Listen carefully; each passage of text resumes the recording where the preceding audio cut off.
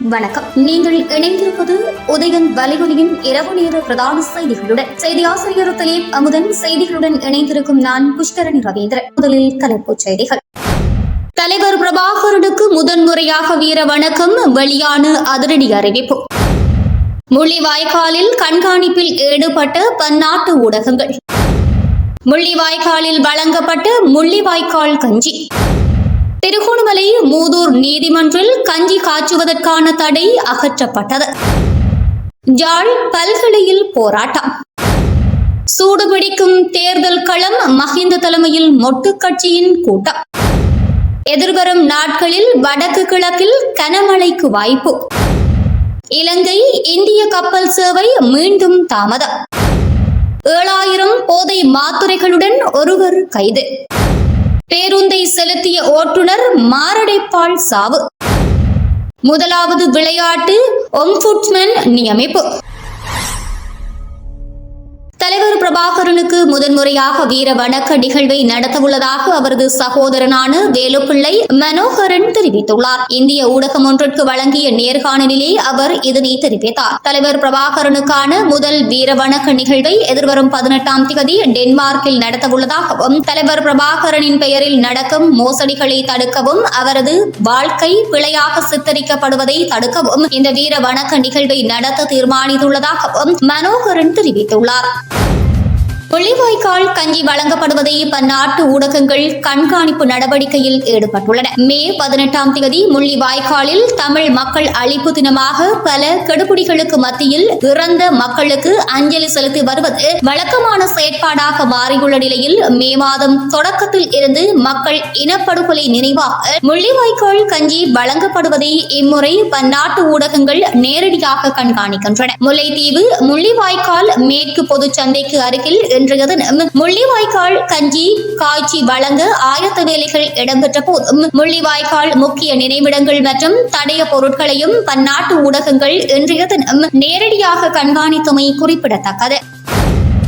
தமிழ் மக்கள் கொத்து கொத்தாக கொன்றளிக்கப்பட்டு தமிழின படுகொலை வாரம் வடக்கு கிழக்கு உள்ளிட்ட தமிழர் தேசமெங்கும் உணர்வு பூர்வமாக நினைவு கூறப்படுகிறது. முள்ளிவாய்க்காலில் கடந்த 2009ஆம் ஆண்டு இறுதி போர்க்காலத்தில் இலங்கை அரசின் திட்டமிட்ட தாக்குதல்கள், பொருளாதார தடைகள் என மக்களுக்கு உணவு, மருந்து என எதையுமே கிடைக்க விடாது தடுத்து உச்சக்கட்ட தாக்குதல் நடத்திய போது உப்பு கஞ்சியே பலரின் உயிர் காக்கும் உணவாக மாறியிருந்தது. கஞ்சியை பெற்றுக்கொள்ள வரிசையில் நின்றவர்கள் மீது கூட திட்டமிட்டு அரசு நடத்திய தாக்குதலில் பலர் உயிரிழந்தனர். இந்த வரலாற்று உண்மைகளை உலகுக்கு சொல்லவும், எதிர்கால சந்ததிக்கு வரலாறுகளை எடுத்துச் சொல்லவும் இந்த தமிழின படுகொலை வாரத்தில் முள்ளிவாய்க்கால் கஞ்சி பரிமாறும் செயற்பாடுகளும் முன்னெடுக்கப்பட்டு வருகின்றது. அந்த வகையில் தமிழின படுகொலை வாரத்தின் 5வது நாளான இன்று வலிந்து காணாமல் ஆக்கப்பட்டவர்களின் உறவுகள், தாயக உறவுகள், நினைவேந்தல் குழு ஆகியன இணைந்து முள்ளிவாய்க்கால் மேற்கு பொது சந்தை கட்டடத்திற்கு முன்பாக முள்ளிவாய்க்கால் கஞ்சி வழங்கும் செயற்பாட்டை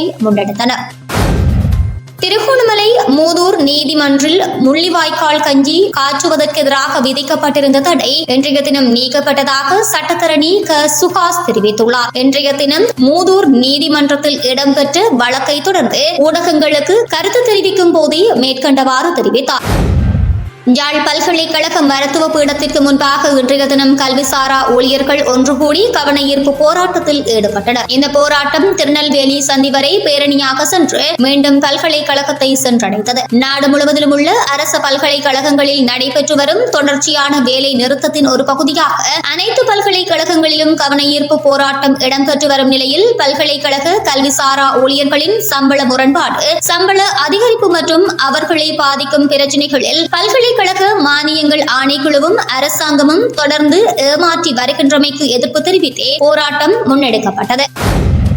எதிர்வரும் அரசு தலைவர் மற்றும் பொது தேர்தலை இலக்கு வைத்து ஸ்ரீலங்கா பொதுஜன பெரமுனவின் முதலாவது கூட்டம் அனுராதபுரத்தில் மஹிந்த ராஜபக்ஷ தலைமையில் இடம்பெறவுள்ளது. அனுராதபுரம் தலாவ நகரில் எதிர்வரும் 26ஆம் தேதி மாலை இக்கூட்டம் இடம்பெறவுள்ளதாக தெரிவிக்கப்பட்டுள்ளது. இலங்கையின் தெற்கே வங்காள விரிகுடாவில் கடந்த 13ஆம் தேதி உருவாகிய காற்று சுழற்சி தற்போது தீவிரமடைந்துள்ளதால் வடக்கு கிழக்கு உள்ளிட்ட நாட்டின் பல பகுதிகளில் தற்போது கிடைக்கும் மழை எதிர்வரும் 20ஆம் தேதி வரை தொடர வாய்ப்புள்ளதாக யாழ்ப்பாண பல்கலைக்கழக புவியியல் துறையின் மூத்த விரிவுரையாளர் நாகமுத்து பிரதீபராஜா தெரிவித்துள்ளார். எதிர்வரும் 18, 19ஆம் தேதிகளில் வடக்கு மற்றும் கிழக்கு மாகாணங்களின் பல பகுதிகளுக்கும் கனமழைக்கு வாய்ப்புள்ளதாகவும் எதிர்வரும் 20ஆம் தேதிக்கு பின்னர் கிழக்கு வங்காள விரிகுடாவில் மேலும் ஒரு காற்றழுத்த தாழ்வு நிலை உருவாகும் வாய்ப்புள்ளதாகவும் இதனை 19ஆம் தேதிக்கு பின்னரே உறுதிப்படுத்த முடியும் எனவும் தெரிவித்துள்ளார். நாகப்பட்டினத்தில் இருந்து காங்கேசன்துறை வரையான கப்பல் சேவை மீண்டும் ஒத்திவைக்கப்பட்டுள்ளது. இது எதிர்வரும் 19ஆம் தேதி மீள ஆரம்பிக்கப்படலாம் என தெரிவிக்கப்பட்டுள்ளது. முன்னதாக குறித்த கப்பல் சேவை கடந்த 13ஆம் தேதி ஆரம்பிப்பதற்கு நடவடிக்கை எடுக்கப்பட்டிருந்த நிலையில் சில சட்ட ரீதியான அனுமதிகள் உள்ளிட்ட காரணங்களால் தாமதம் ஏற்பட்டு நாளை வரையில் ஒத்திவைக்கப்பட்டிருந்தது. இந்த நிலையில் நாளையும் கப்பல் சேவைகள் ஆரம்பிக்கப்பட மாட்டாது என தெரிவிக்கப்பட்டுள்ளது. கட்பெட்டியில் வீடொன்றில் மறைத்து வைக்கப்பட்டிருந்த 20 லட்சத்திற்கும் அதிக பெறுமதியான 7000 உயர்கொல்லி போதை மாத்திரைகளுடன் சந்தேக நபர் ஒருவர் கைது செய்யப்பட்டுள்ளதாக போலீசார் தெரிவித்துள்ளனர். போலீசாருக்கு கிடைத்த தகவலின் அடிப்படையில் சந்தேக நபரின் வீட்டில் மேற்கொள்ளப்பட்ட சோதனையில் அறையொன்றில் மீன் வலைகளால் மூடப்பட்ட நிலையில் 58 பெட்டிகளில் அடைக்கப்பட்டிருந்த உயர்கொல்லி போதை மாத்திரைகள் கைப்பற்றப்பட்டுள்ளன. இதன்போது கைது செய்யப்பட்டவர் 32 வயதுடைய மருந்தகம் ஒன்றில் பணிபுரிந்தவர் எனவும் இந்த போதை மாத்திரைகள் கொழும்பில் இருந்து கட்பெட்டிக்கு கொண்டு வரப்படுவதாகவும் ஒரு மாத்திரை 300 ரூபாய் என்ற விலையில் விற்பனை செய்யப்படுவதாகவும் போலீசாரின் விசாரணையில் தெரியவந்துள்ளது. இலங்கை போக்குவரத்து சபைக்கு சொந்தமான பேருந்தை செலுத்தி சென்ற சாரதி மாரடைப்பு ஏற்பட்ட நிலையில் உயிரிழந்தார். இந்த சம்பவம் லிந்துலை போலீஸ் பிரிவில் நேற்று பதிவாகியுள்ளதாக லிந்துலை போலீசார் தெரிவித்தனர். சம்பவத்தில் உயிரிழந்த சாரதி இலங்கை போக்குவரத்து சபைக்கு சொந்தமான நாவலப்பட்டிய பேருந்து சாலையில் பணியாற்றும் 2 பிள்ளைகளின் தந்தையான 41 வயதுடையவர் ஆவார். இதையடுத்து சாரதியின் உடல் உடற்கூற்று பரிசோதனைக்காக நுவரேலியா மாவட்ட மருத்துவமனைக்கு கொண்டு செல்லப்பட்டுள்ளதாக லிந்துலை போலீசார் மேலும் தெரிவித்துள்ளனர். இலங்கையின் முதலாவது விளையாட்டு ஒம்புட்ஸ்மனாக WA சூலானந்த பரேரா நியமிக்கப்பட்டுள்ளார். இலங்கை நிர்வாக சேவையில் இருந்து ஓய்வு பெற்ற இவர் சிறப்பு தரத்தில் தேர்ச்சி பெற்றவர் என விளையாட்டு அமைச்சகம் அறிக்கை ஒன்றை வெளியிட்டுள்ளது. சட்டத்தின் கீழ் பதிவு செய்யப்பட்ட தேசிய விளையாட்டு சங்கம் அல்லது கூட்டமைப்பின் எந்த ஒரு முடிவு அல்லது நடவடிக்கையால் பாதிக்கப்பட்ட எந்த ஒரு நபருக்கும் சுயாதீனமான முறையில் பக்கச்சார்பற்ற விசாரணையை நடத்துவதே அவரது கடமையாகும். இத்துடன் உதயனின் இரவு நேர பிரதான செய்திகள் நிறைவடைகின்றன. தொடர்ந்து நாளை காலை நேர செய்தி சுருக்கத்துடன் இணைந்திருக்கலாம்.